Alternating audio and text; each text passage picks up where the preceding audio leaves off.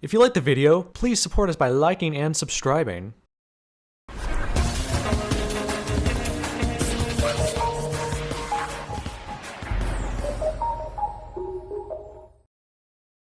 Alright, so I thought it'd be interesting to break up my D&D campaign videos to tell a few stories from some previous games I've run.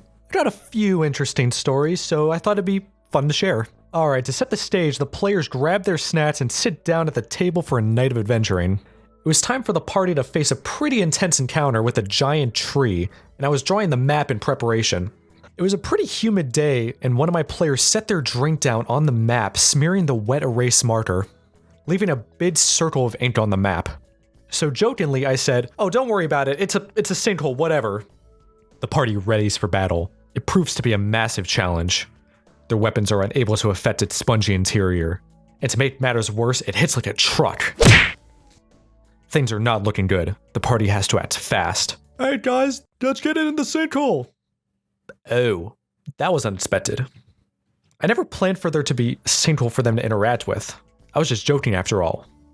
But the players were excited about it, brainstorming how they're gonna lure it and trip it in. And like a good DM, I tell them, "Yeah, go ahead and try it." And it was at this point where the camaraderie of the party truly shined like never before.